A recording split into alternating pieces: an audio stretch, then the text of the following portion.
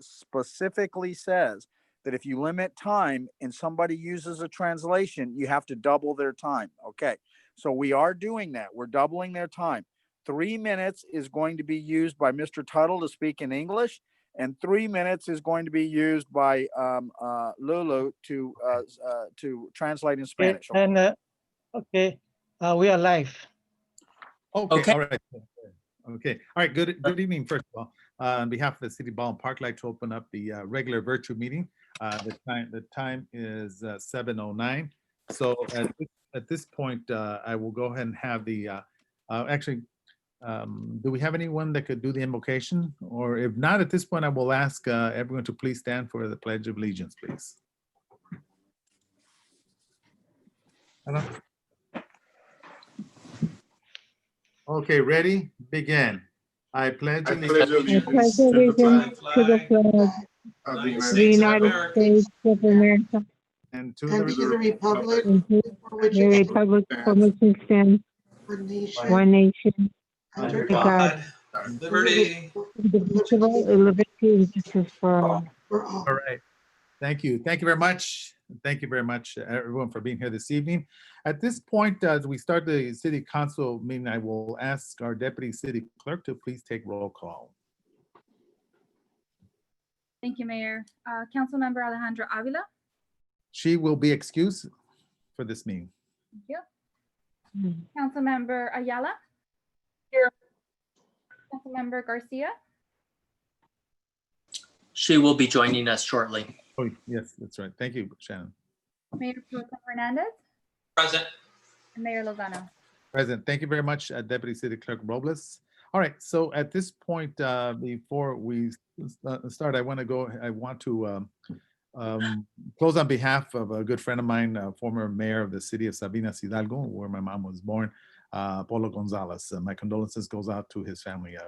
Great person who contributed immensely to that city of 30,000. All right, any council members wishing to close on anyone's behalf? All righty. Okay, so at this point, I'll go ahead and open up the public communication. I'll refer over to our Deputy City Clerk to contact. How many callers do we have, Deputy City Clerk?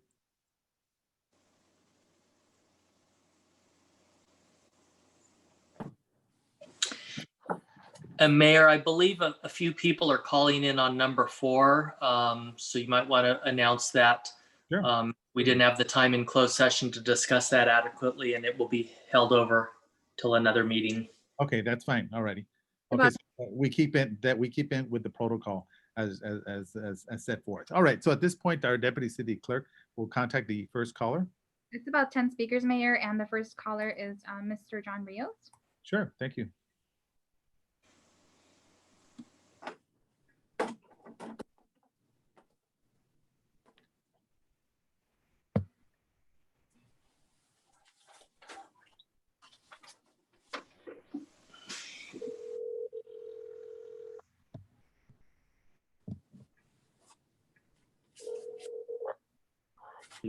Hello.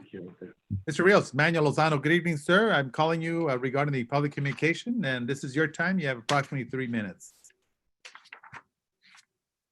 Okay, here we go. Okay, I'm going to start with you, Mayor. Sure. Lying to the citizens of Baldwin Park for the past 10, 15 years, okay? They're just to do dirty politics here and there and get payoffs and everything. You've been corrupt for so many years, it's ridiculous. One of the things that you gotta understand, the public right here now, all the neighborhoods, they're upset. Why are you running for mayor again? Okay? Then when I asked for a translator, you put poor Lulu to do the translation. She doesn't know how to translate. And another thing, did you give Mr. Tuttle the 3 extra minutes so they can translate into Spanish?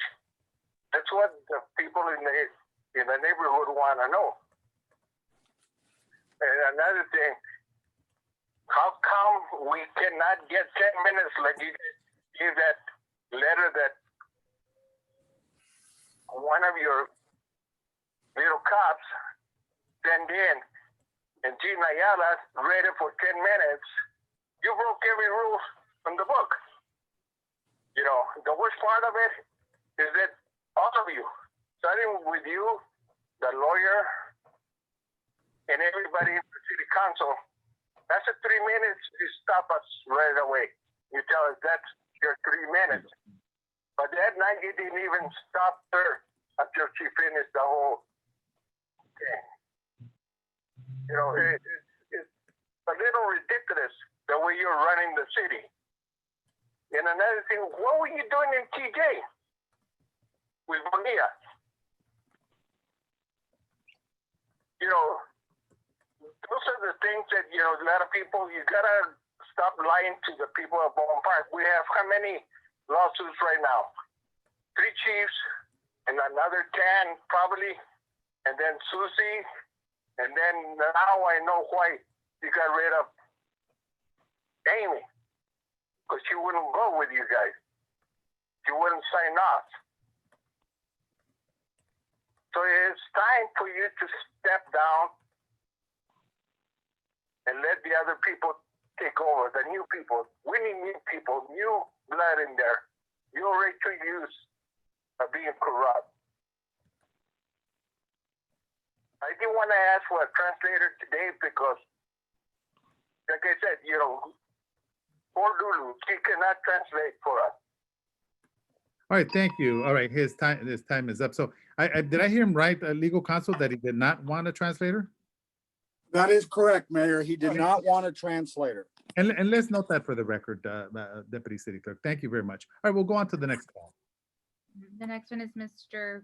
Greg Tuttle. Thank you. Appreciate that.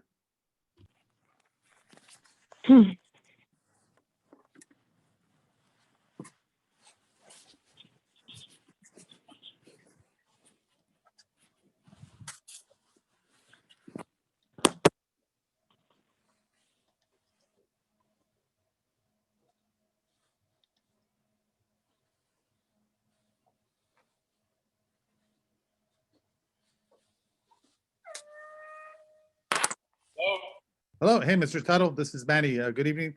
This is the public communication. You have approximately 3 minutes. Okay. I have asked for a translator, and the city attorney, since I spoke English, he told me, I don't get a translator. Hear that the council all speaks English. I want the residents to listen to the audio and hear my speech. This is a racist thing, Manny, because I'm white and I speak English. Why is Jean Alla getting a car allowance of $500 a month when she doesn't even have a car or a driver's license? I have prepared papers and I'm filing with the DA's office for fraud and a felony case because she is collecting this money fraudulently. Also, why is she using police officers to escort her around town? I have pictures of her bragging about it. Due to the city's bad and corrupt city attorney, the city is in over 22 lawsuits costing hundreds of thousands of dollars a month to fight. For instance, the city did a revenge lawsuit on ex-housing director Susie Reyes after she filed the lawsuit for wrongful termination. The city lost the lawsuit against her, and the city attorneys were sanctioned $6,500. I'll bet you weren't told that, for filing a frivolous lawsuit, plus attorney fees. Your city is drowning in attorney fees because of Tafoya hiring morons and doing revenge lawsuits. Your city manager keeps laying off people and demoting people to keep up with the high pay that they need, but they don't care about the employees. Let's give some examples. Shannon makes $374,100, plans to retire very soon, building a retirement home out of state. Rose Tam makes over $300,748, no CPA license. Manny Carrillo, $293,464. Sam Gutierrez makes $248,940, and he didn't even pass his testing. You had to hire an extra person in order to sign out papers for him. Council pay with PERP, $75,000 a year. That means we're paying $3,125 per meeting for you people. Your city and employee deserves better leadership. That means this election, you all must go and clean up this corruption. It's disgusting. That's all I've got to say. And I should have this translated in Spanish for 3 minutes, like the law says in the Brown Act. If I don't, there'll be a lawsuit coming next week. Thank you. Thank you, Mr. Tuttle. All right, so at this point, I will request that the Deputy City Clerk please translate Mr. Tuttle's message. Pedí por alguien que tradujera en español. Esto es racista porque el abogado me dijo que no podía. Quiero que la gente que esté oyendo pueda oír esto en español. Quiero preguntar por qué está Gina Ayala ganando o colectando dinero para el carro si ella no tiene ni carro ni licencia. ¿Por qué dejan que ella maneje con los policías? Están gastando dinero en eso. Tenemos muchas demandas, estamos pagando mucho dinero porque tenemos demandas de muchos de empleados también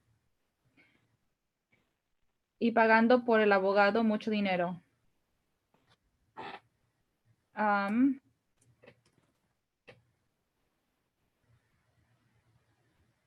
Tenemos que elegir a otras personas esta elección y sacarlos de oficina.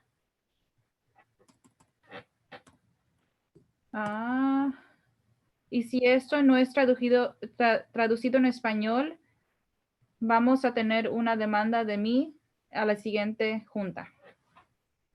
All right, thank you very much, Madam, Deputy City Clerk. So we'll go on to the next caller.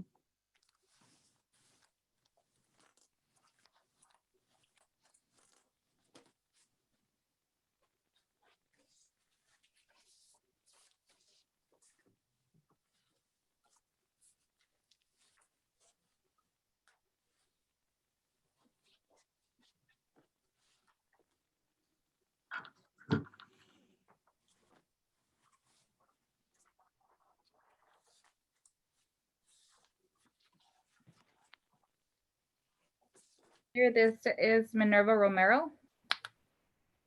Online, item 4, the agenda.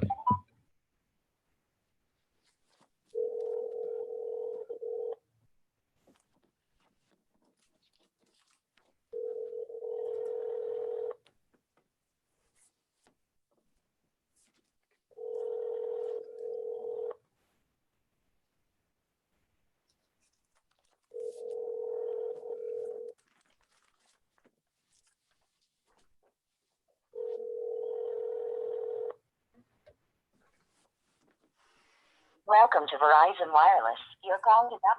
Would you like me to try her again and move on to the next? Yeah, move on to the next. The next is Junior Arezola.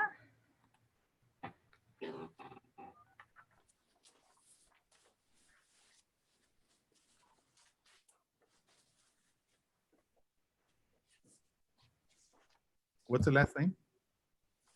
Arezola. Arizona. And this is regarding the Public Works reorganization. Thank you.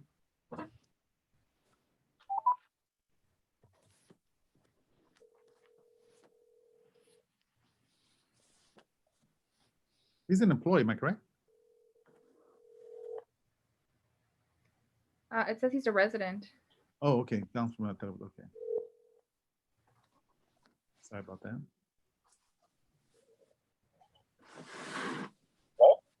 Hello, Mr. Rezola. This is Manuel Lozano, Mayor Baldwin Park. How are you this evening? Good. Can you hear me? Hello? Are you able to hear me? Call was dropped. Give me one. Let me try him one more time. All right, thank you.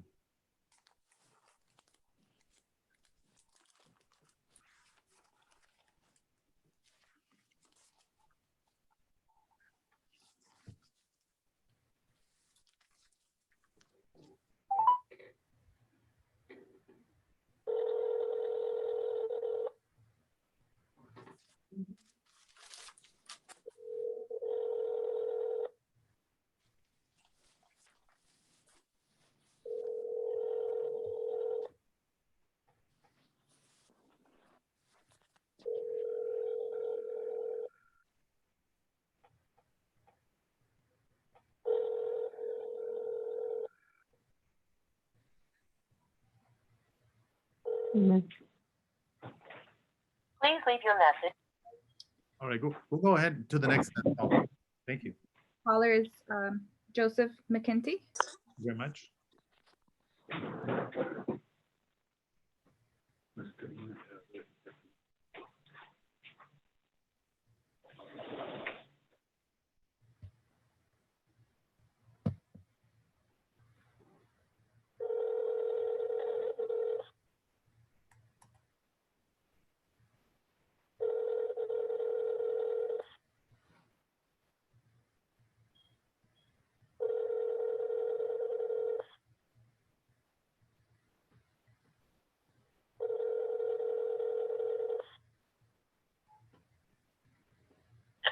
Hello? Hi, hello. This is Manuel Lozano, Mayor Baldwin Park. How are you this evening? Okay, good. That's good. I'm calling you because I believe you had registered to speak at the public session, so you have approximately 3 minutes.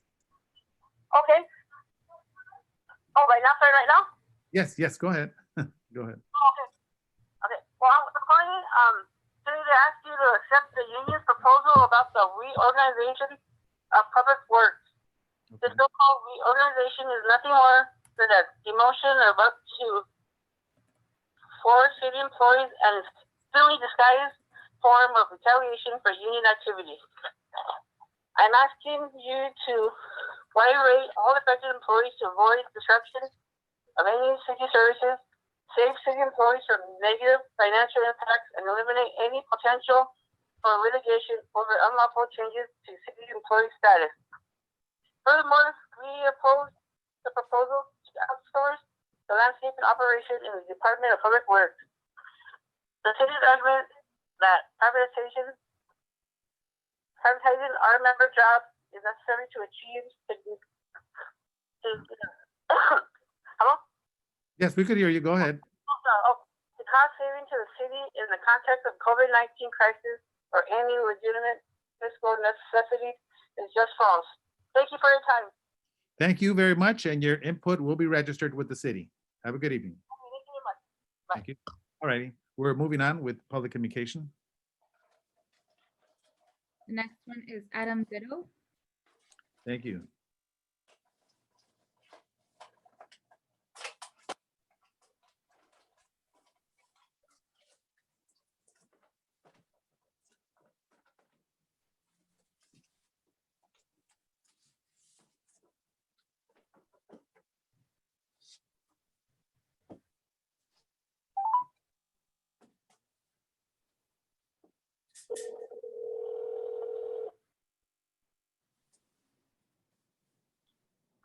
Hello, this is Adam. This is Manuel Lozano, Mayor of the City of Baldwin Park. How are you this evening? Good. How about yourself, Mr. Mayor? We're good, fine, thank you, sir. This is a public communication, so you have approximately 3 minutes for input. Okay. The reason Right. I'm here is to ask that you accept the union's proposal about the reorganization of public works. Yes, sir. So-called reorganization is nothing more than a demotion of up to 4 city employees and a thinly disguised form of retaliation for union activity. I am asking that you rate all affected employees to avoid disruption of any city services, save city employees from negative financial impacts, and eliminate any potential for litigation over unlawful changes to city employee status. Furthermore, we oppose the proposal to outsource the landscaping operation in the Department of Public Works. The city argument that privatizing our members' jobs is necessary to achieve significant cost savings to the city in the context of COVID-19 crisis or any legitimate fiscal necessity is just fake. Also included is our petition of no confidence. We, the undersigned employees of the City of Baldwin Park, submit this petition to the city to voice no confidence. And Baldwin Park's executive management, the city's system of resolving grievances is broken. As the city manager has the final say, and he has ruled against the employees on 2 items where our MOU clearly says otherwise. We must have binding arbitration with a qualified neutral. Furthermore, the city manager and public works director have proposed reorganizing reorganization plan that appears to attempt to harm SEIU members who have been challenging their decision. In addition, these affected members will be forced to bump and lose pay, causing chaos in the organization and encourage quality employees to find work elsewhere. Finally, we disagree with the city's desire to contract out landscaping when the city can hire and fill open positions designated to do this work. Oftentimes, contracting out isn't an actual long-term cost savings measure and leads to below standard work. We urge you guys to act in good faith and address these root concerns.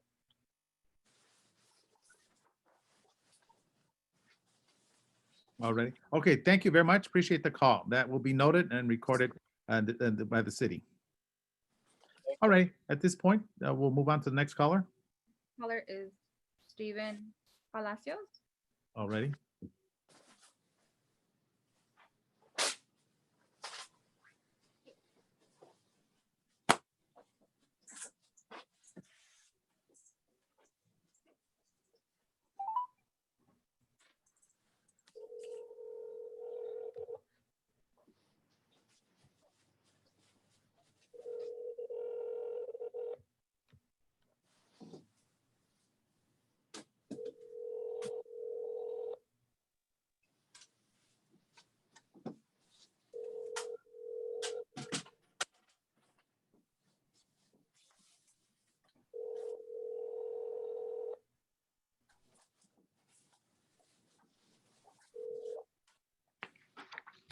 Please leave your message for 62. All right, thank you. We'll go on to the next caller.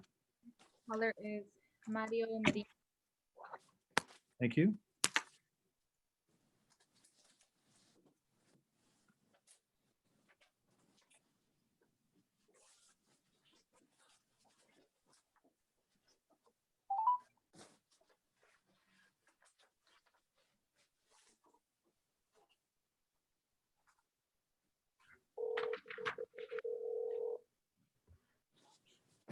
Hello. Hi, Ms. Marin, this is Manuel Lozano, Mayor of the City of Baldwin Park. How are you this evening? Hi, I'm doing great. How about yourself? We're good, fine, thank you. I'm calling, this is the public communication time, so you have approximately 3 minutes here to go ahead and provide your input. Thank you. Okay. All right, go ahead.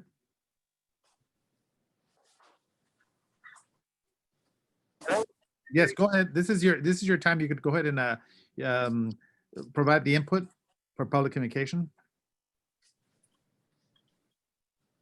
The letter? Oh, this is, you called the city hall.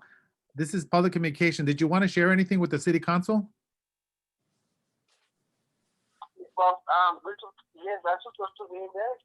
And hold on. Okay. We have a letter for our union. Okay, está bien. You could read it. Did you want to read it? Yes. Or do you want to submit it? Okay.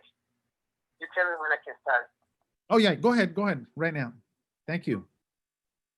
I'm calling or writing today to ask you to accept this union proposal about the reorganization of the public works.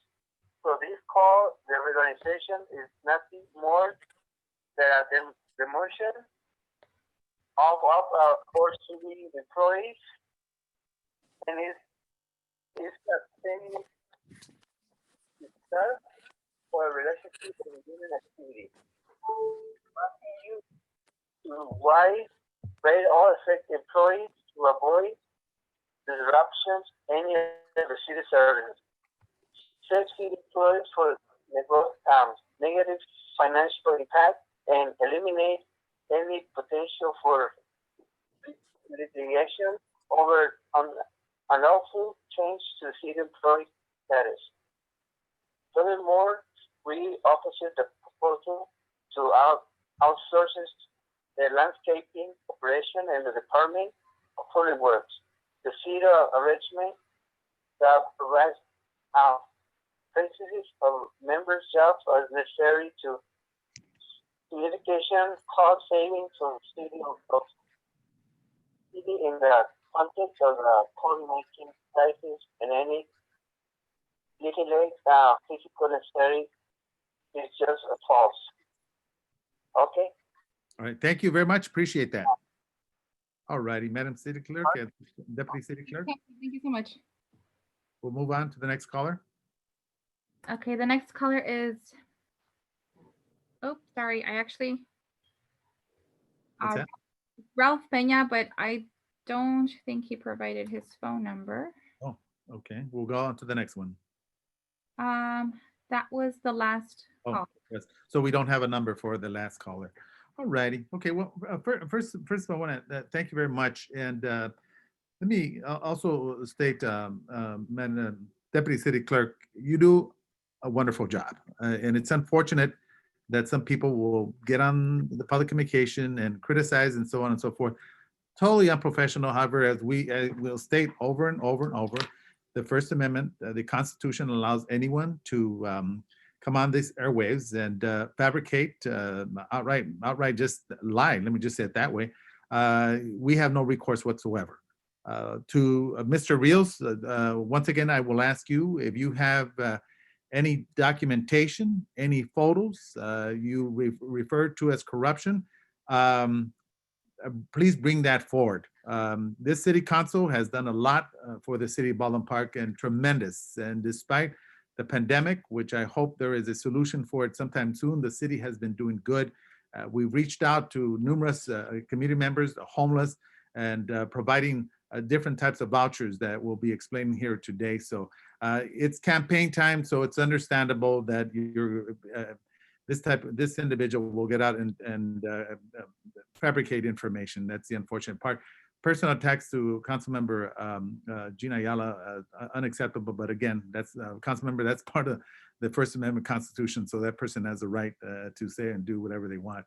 It was mentioned that I was in TJ. No, I wish I could go, but I'll have to wait maybe sometime in 2021. So maybe they saw someone that looked like me out there. But nevertheless, the city's business is moving on with great success, and I want to thank all the staff members. So at this point, I will go ahead and go over to, at this point, I'm closing the public communication. All right, so we have the agenda. We have the first items. We have the consent calendar. I will pull item number 5 out, and also number 6. Council members looking to pull any items? Mr. Mayor, we have a presentation from the Chief of Police before. Or hold on. I didn't see that. One more. Oh, all right. Then that's fine. Let's go ahead and go over to the. Sorry about the police department. Thank you, Vice Mayor. Police department presentation of body cameras and crime statistics by interim Chief of Police Lopez. All right. So at this point, Chief, sir, good evening. Good evening, Honorable Mayor and Vice Mayor and council members. Thank you for allowing me this time to talk to you about the updates on the body-worn video, and I have a short presentation here on PowerPoint. So if you go to the next slide, please. We're talking about looking at 3 vendors. We're in our 3rd phase of looking at our next vendor, which is LensLock. We looked at, like I said, Axon and WatchGuard. If you look at the study by Rialto PD, Rialto PD has shown an 88% reduction in complaints against officers and a 60% reduction in the use of force by officers when the body-worn cameras are used. You know, as you could tell by the transparency and the accountability factor, the body-worn camera is a positive tool all around. And also, you know, we captured critical evidence, and one of the things that's noteworthy is that we had a homicide suicide incident that we were able to capture the entry into the location and the crime scene itself. So that really helped investigators piece together the incident and also some of the things that we needed to identify as evidence. We're also in the process of starting to look at policies relative to the use of body-worn video and the releasing of the video and how officers are to use it and the type and manner that they're going to use. I might remind that body-worn video doesn't capture everything, not everything that the human eye can see. So if an officer is looking to the right or to the left, again, the camera positioned on the center of the chest, either by magnet or by a clip, and it turns as the body turns. So it does not capture when the officer turns his head, but it does capture straight ahead. The other piece to this is the infrastructure that's required. A lot of this video is kept in the cloud, and so we'll be able to access it. But then again, there's also things that we have to do when we start sharing the video with the public, is that we have to do some redacting with the faces and license plates and those kind of things. So that it'll take some time, and it might also take some hiring of some additional people here at the department in order to get that done. A couple of things that we did capture in body-worn video, and if you go to the next slide, please. This is, we had a gentleman who was subject of suicide. He wanted to commit suicide. This is the overpass at the Baldwin Park Boulevard, and he is hanging there, just barely hanging on to the screen, to the fence. Our officers got there and were able to de-escalate the situation, which I was very proud of their abilities in contact this individual. They had prior contacts with him, so they did have a relationship with this gentleman. Next slide, please. And that's again, that's showing again the redaction portion that we need to do in order to for the privacy of individuals.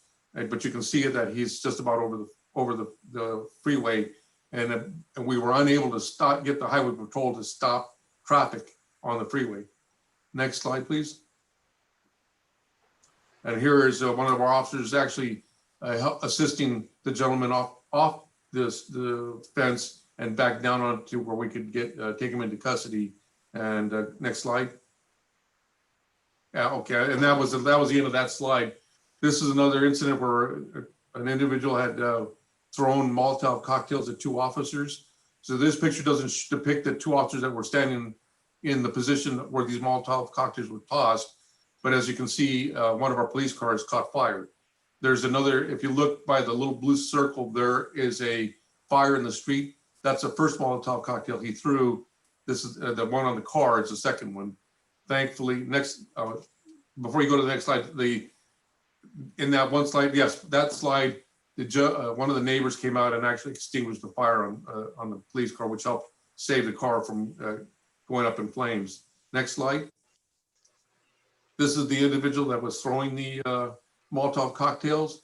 As you can see, and this is the beauty of these cameras, is that you can see the taser wires from the officer's taser, because the individual had reached into his waistband and he turned away from the officers.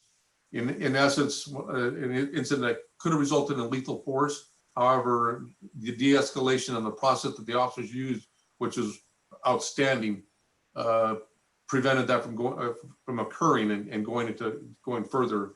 So he was taken into custody without further incident. Next slide.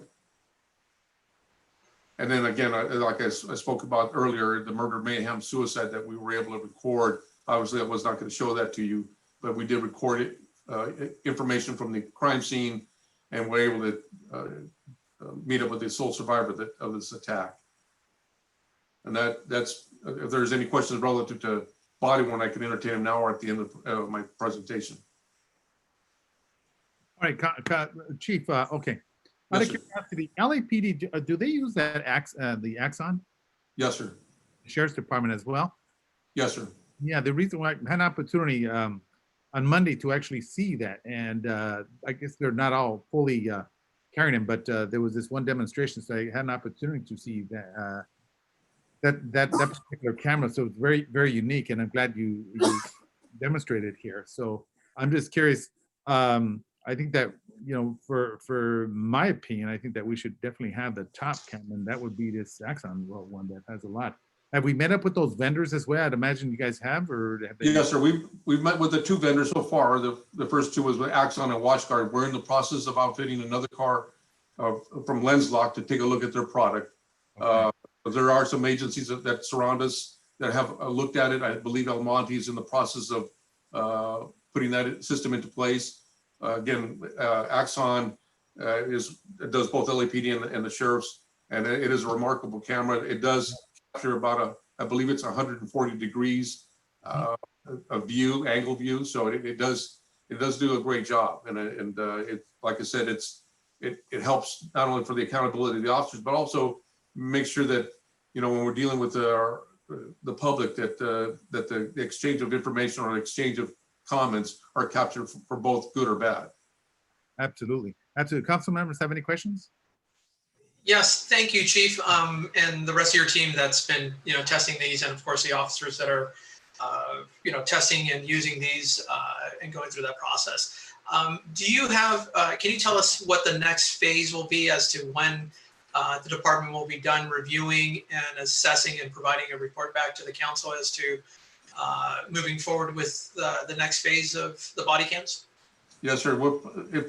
We're looking at 30 days of evaluation. So each vendor has had 30 days for us to evaluate their product, and that, so that we can determine the viability, all the options that are included with like redaction, storage, infrastructure, and those kind of things that we have to evaluate, make sure that the bids are competitive, and we look at cost for the city. And it's obviously it's going to be costly, but again, it outweighs anything when you're talking about accountability and transparency.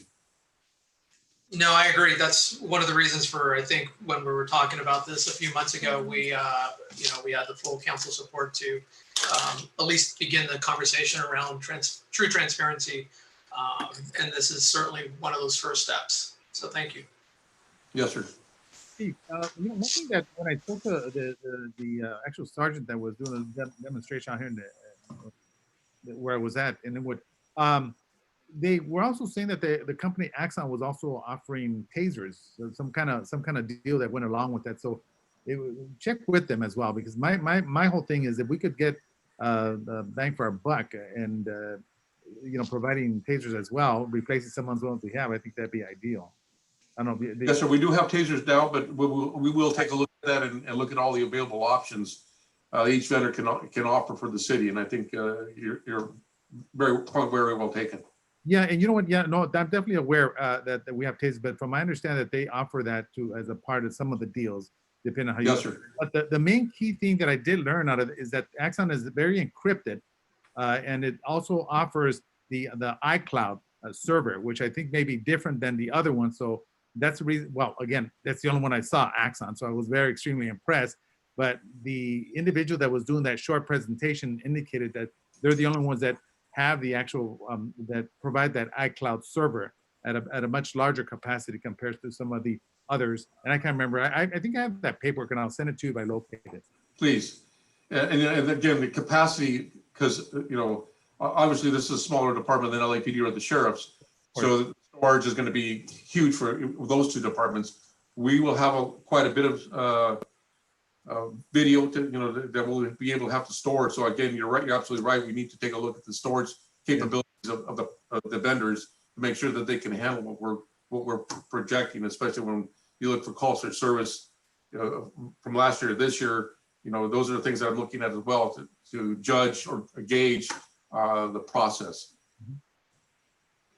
Thank you. All right, it was mentioned about the study that was conducted up in Rialto, and that's a very distinguished police chief, Dr. That's his name. Kling. Dr. I was going to mention someone else. Yeah, Dr. Mark Kling. So, doctor, of course, besides being the chief doctorate, so sounds like someone probably did their thesis there. So, I just want to acknowledge that. Excellent, excellent. All right. Well, thank you very much, Chief, and keep us abreast. Yeah. Oh, sorry about that. Yes, Councilmember Monica Garcia.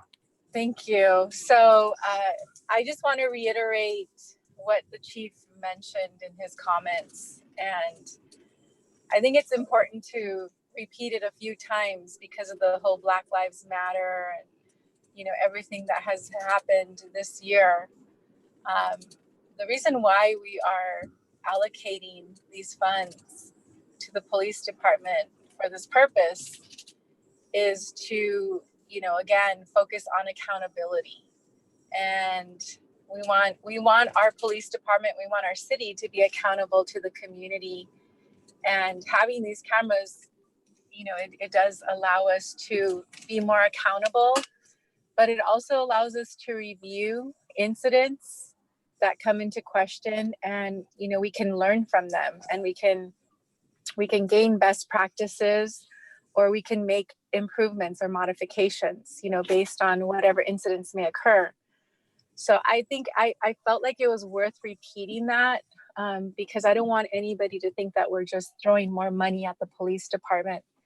This is part of, again, that accountability to the community. So just wanted to repeat that a few times. I thought it was worth mentioning. So thank you, Chief, for that presentation. Thank you very much. Thank you. Anyone else? All right, if not at this point, thank you. Excellent presentation, Chief. We'll look forward to for further information. Thank you, sir. We still have more, sir. Yes, sir. Chief? A little bit more. It's just relative to crime statistics, and just want to go to the next slide, please. Thank you. Again, I'm trying to be very basic because we're still in the process of updating our system. Our system has a different process that we're trying to narrow down. So these are just some crime stats for you to take a look at as far as 2018 versus 2019, and taking a look at the crime stats for those period of time, and looking at the property crimes versus violent crime. And if you go to the next slide,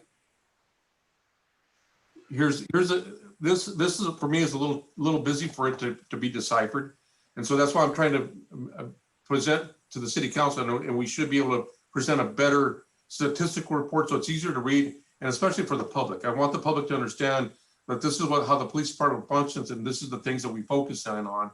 And one of the things I really want to drill down to a little bit better is how we patrol and how we address specific crimes. Right now, I'm trying to drill down as far as the hot spots, so to speak, or locations where crime is occurring, and we need to focus our patrol assets and whatever other assets that we need to do, whether it be quality of life, those kind of crimes, or quality of life crimes, where we have a better impact, and including working with the community, so we're both working in sync with improving Baldwin Park community. So again, I apologize. These are the stats that we're producing through record. Do have, like I said, we do have Spillman that has a very robust crime piece that we can look at, but I think it's way too cumbersome for us to deal with it right now. So we have been, myself, Commander Hofford, our records clerk, and some other folks have been involved with looking at improving this process. I think I've mentioned in one of my reports to the council that one of my CSOs, she works for a detective bureau. She's actually, I'm going to send her to school to actually be our crime analyst. So that way I can kind of alleviate records from doing this process as far as stats, and actually have somebody who will understand stats and provide us a better picture, a better look at where crime is occurring, and our solutions to the crime that we should be paying attention to. So the next slide. And here's the snapshot for July of 2019 versus July of 2020. Again, due to the lack of personnel that I have in records, we are a little behind in our reporting to the FBI, our statistical report. So this is where we're at. We're at this point right now. This is where we're at. And again, if you look at the number of crimes, we're about even. We're up a little bit in violent crime from 2019, and how our property crimes are down 27%. So it gives you a good indication of how we're doing. But I'd like to do a little bit better. I want to do better in how we present this to the public and to the commission, or I'm sorry, the council. I'm used to saying that for the LAPD. No, that's fine, Chief. All right. I believe that was the last slide. So if there's any questions. Again, here's the statistical report that reflects the numbers, the actual numbers. And I just highlight them so you could see the differences. Again, a 23% reduction in total Part 1 crimes, and then we have an up, at least if you look at the arrest for violent crime, we're up 17%. So that's a good sign that we are focusing, our officers are focusing on the violent crime, and they're doing a good job of making those arrests. Next slide. That was the last slide. Yeah, well, Chief, first of all, thank you for the presentation. It's important that we move in the direction of establishing an actual crime analysis unit. Other Yes, sir. departments have it, and there's no reason why we can, or a resident ask for immediate stats regarding the various types of crimes throughout the city. So thank you very much for placing us in the path of creating an actual crime analysis unit. Thank you. Thank you, sir. All right. At this point, the council members have any questions? Yes, no, thank you again very much, Chief, and your staff for providing these stats. As you mentioned, it was up by 4% for major crimes or Part 1 crimes, but the reality is it's only 4. The numeric number is only an increase of 4. So as we present the information, we want to make sure that the audience in our community truly understands what percentages means or how they are translated when it comes to statistical analysis for crime stuff. The one thing I'll ask is, we spoke about it a few months back, is would appreciate if we can get, another update from our domestic violence coordinator to see how we're doing in that area. Looking at your stats, it looks like we're down, but one of the things that we asked of her last time when she spoke to us was a tracking, how many people were calling in, how many she was assisting. So if she can provide us with either a verbal report or a written, more preferably a written report, we'd appreciate that. And then we can schedule, a time for her to present her document or her findings. Absolutely. We'll take care of that. Thank you. All right, thank you very much. Council members have any further questions? If not, we'll go ahead. Yes, go ahead. You know what, Mayor, I mean, since we're on this topic, this is something I've been asking for many years. And so thank you, Chief. I've been asking for a CompStat style of reporting. And my thinking behind that was, it's so that we could track what is happening in our city and deploy resources based on those trends.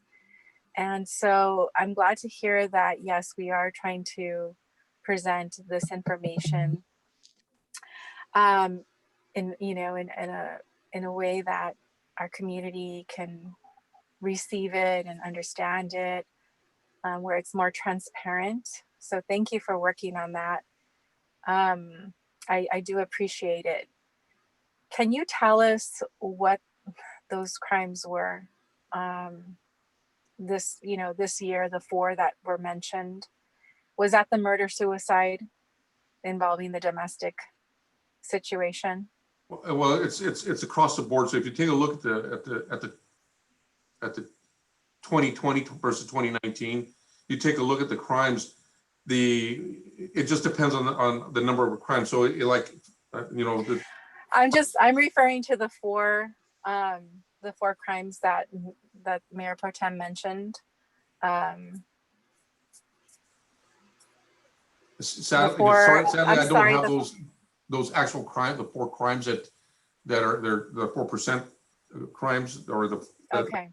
Mayor said. So I'd have to drill down for you, and I'll get that for you so you can understand where the crimes are. Mm-hmm. I think it's important when we talk about crimes. I think it's also important to talk about, what type of what we're talking about, because Correct.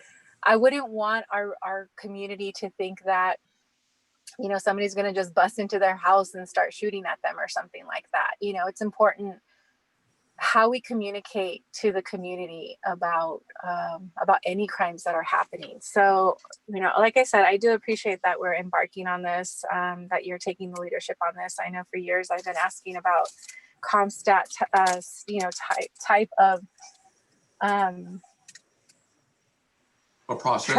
tracking, right, of tracking, so that, again, it's really about how we deploy resources.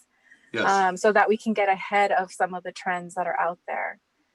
But anyway, without belaboring this, I think what we can do is we can just bring it back at a later time, and yes, ma'am. Yeah, we can fill in some of the blanks. I just don't want our community to think that you know, that they're unsafe in any way. Actually, not there. We're doing pretty good in violent crime and property crime. Again, it's the numbers are deceiving, or the percentages are deceiving because of the numbers that we actually projecting. My hope is that as I drill down a little further and make a better activity report for you, not only for you but for our community, is that it's understandable, and they understand that the crime, if we're up 2 crimes, or let's say it's a homicide and we're up by 2, that's going to be about 100% increase. Any death is alarming, but the trend is there's not a trend. So those are the things that improving our trend analysis, our especially when we're talking about location analysis, and our resources, how we're deploying assets, you know, the daytime versus nighttime, just an overall process. And like you mentioned, Comstat, that's where I came from, as a place that was very rich in Comstat. And again, providing you numbers of, you know, our statistics, whether our citations, everything related to police department operations. I'll be able to give you something along those lines so that you have a better understanding of what it is the officers do on a daily basis, so you understand the safety and the things that they're doing to protect the community here in Baldwin Park. Yeah. Thank you. Okay, thank you. I'll go ahead and share when they did this presentation, just to let everyone know. It was part of it. It was reported that domestic crime has been up throughout the county of Los Angeles, and the officer, I forget where he was from, indicated that due to COVID-19 unemployment, people are home, so that's created stress. It's a tremendous tension. So crime has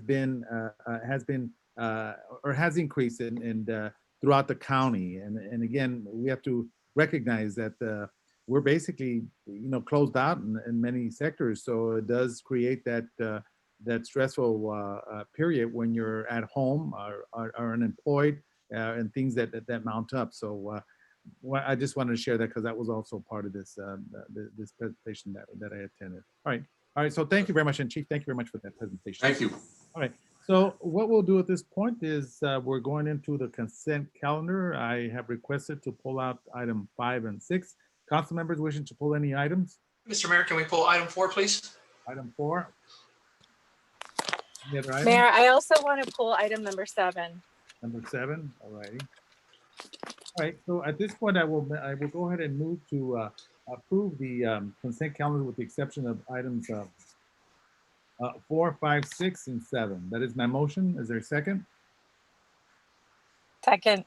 Second by Councilmember Monica Garcia. Any objections? Seeing none, so moved. All right. The one item number 5, which is the city jail operation.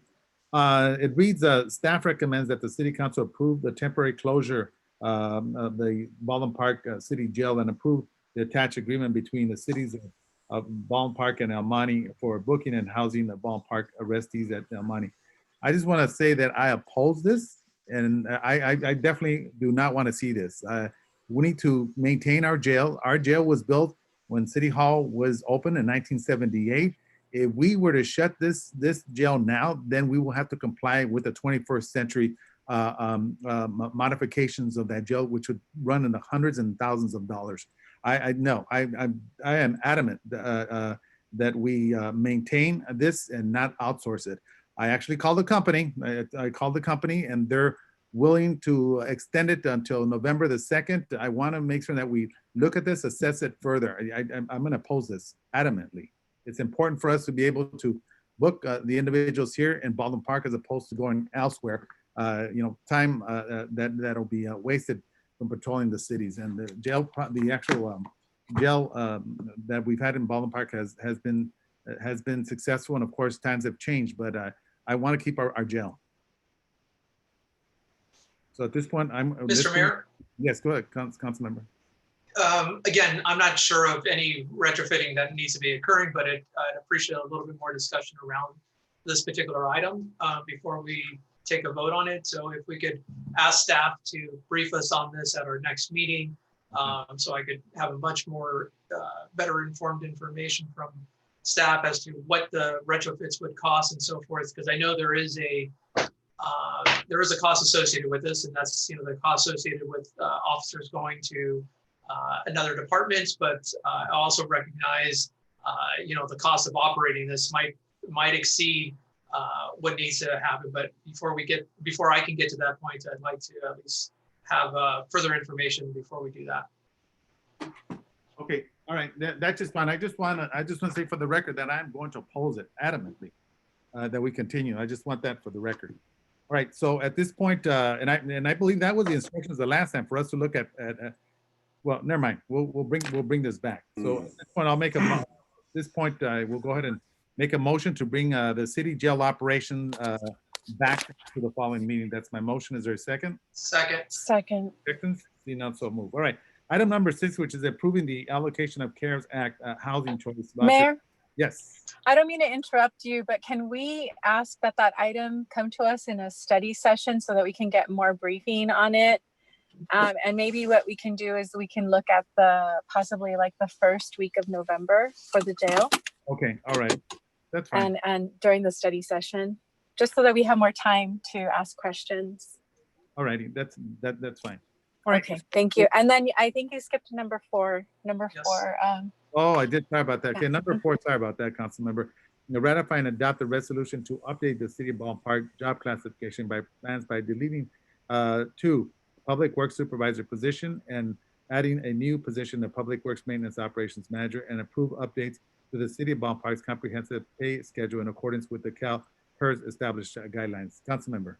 Thank you, Mr. Mayor. I'd like to pull this meeting, pull this item so we could just have this back at our next meeting or the meeting after that, so we could have a further discussion in regards to the positions in closed session, please. Yes. Okay, so at this point, you want to entertain a motion to bring that back?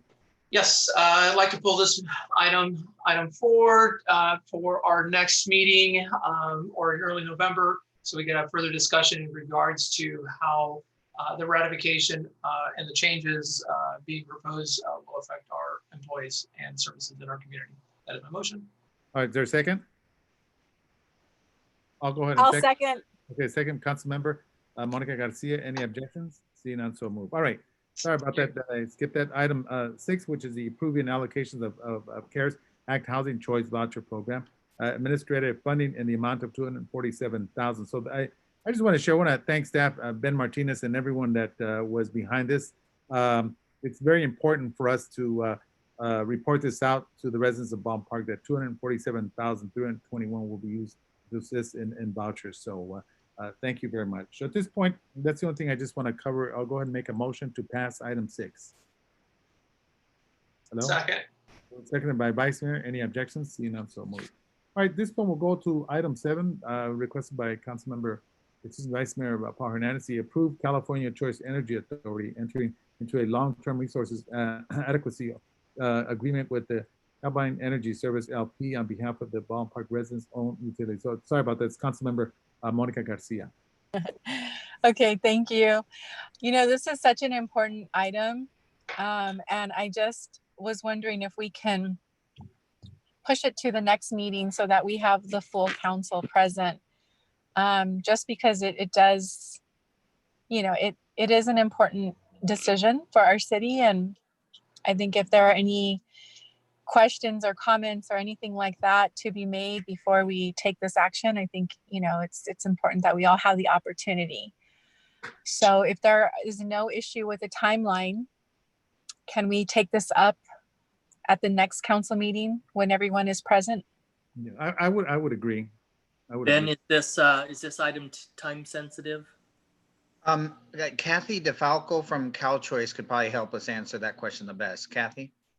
But could come back in 2 weeks? Is Kathy there? Kathy? Maybe she's on mute. I don't see her on there. I see her. Oh, here she is. Kathy? Kathy? I see her there. Kathy, can you hear us?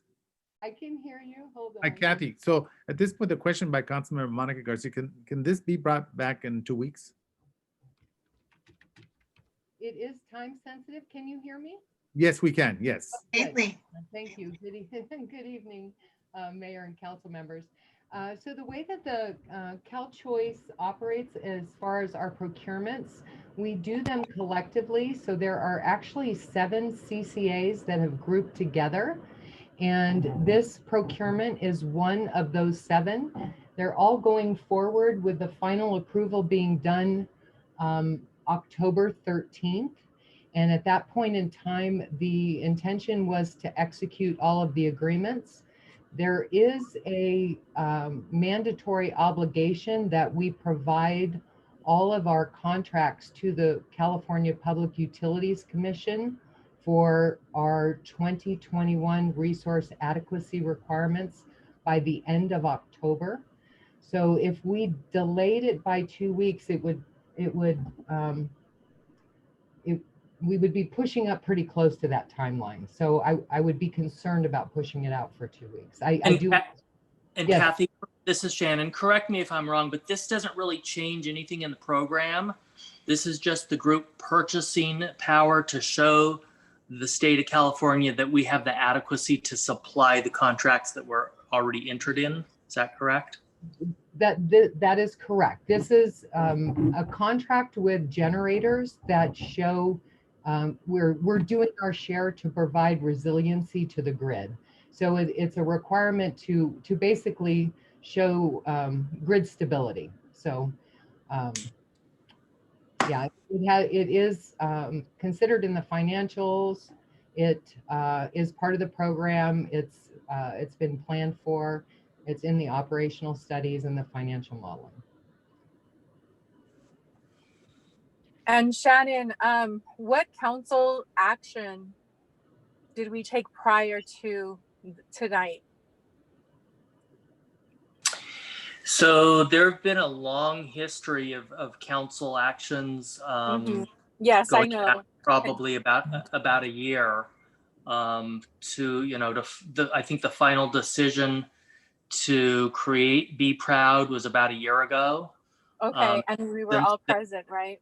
Yeah, so since then we've been implementing those changes. Right, so this is really almost a ministerial action. And like I said, it doesn't change anything in the program. It just shows the state of California that we have the resources available to serve the district. Okay, so this is just the formality really, because I just wanted to make sure that we all had the opportunity to, before the action was taken, to chime in. But as long as I do remember when we moved forward with the plan, but I wanted to make sure that was an action that was taken, and that we all, as every council member had the opportunity to chime in. Correct. And I know there are questions from residents. I know Ben's going to be getting out some additional social media on that just so that they understand the issue. And some additional notices are going to be going out. We've also been receiving some phone calls that Ben and staff and CalChoice have also been answering all of the questions of the residents that call in. So I would encourage anybody that has questions to go to our website and call that number. Okay. Okay, that's fine. I think that's fine. I mean, does anybody else have any questions on this item? No questions. Okay, so then I'll just go ahead and make the motion to approve. All right, is there a second? I'll move. I'll second. Any objections? See none, so move. Thank you very much, council member. All righty. This one will go over to item reports of officers, item 10, which is the approve and adopt resolution number 2020-046 entitled a resolution of the city council of the city ballpark appointing representatives. Can we skip this over, Councilman Andreas? So let's move this over to the following meeting, okay? I'll go ahead and make the motion to move this over to the following meetings. There's a second. Any objections? See none. No. All right. So we'll do that. So then we'll go over to excuse me.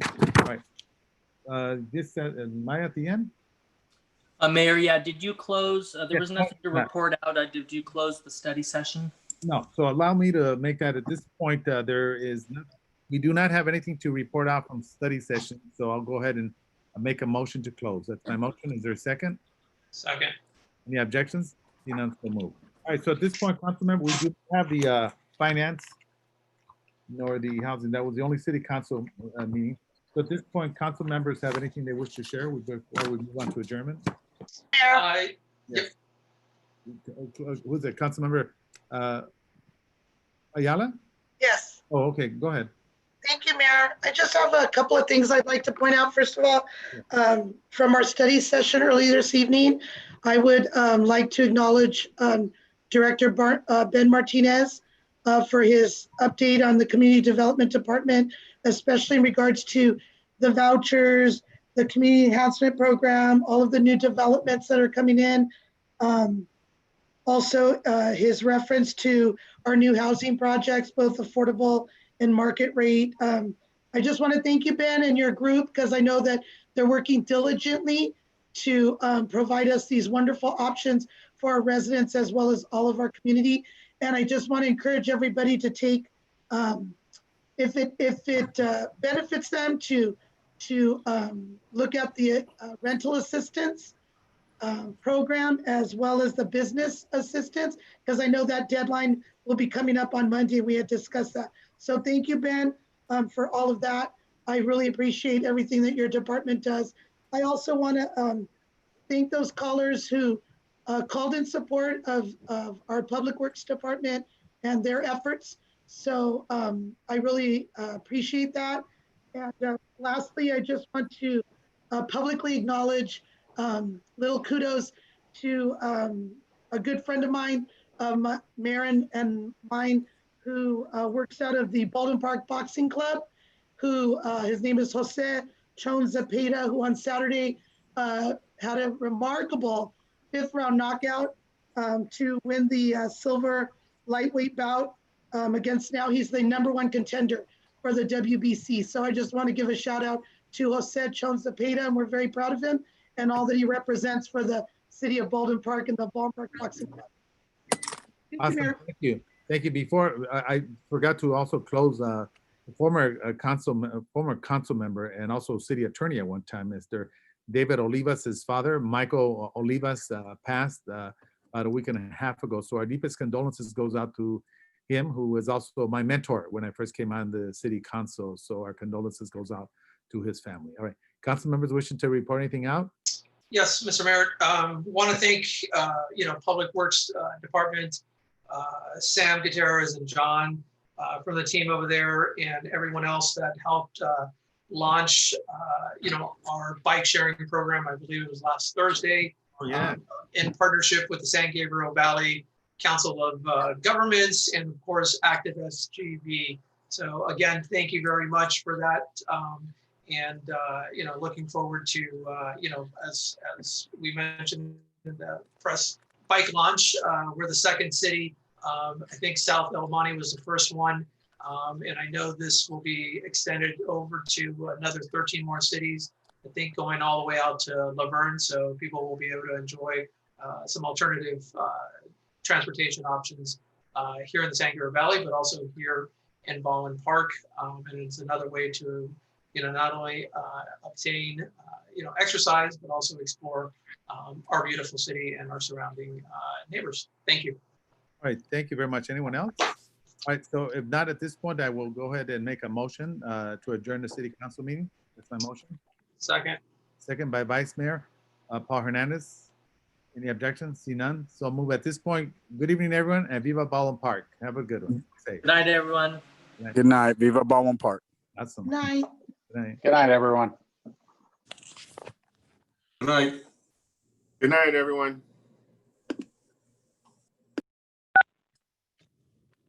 Good night, Mr. Mayor, Mr.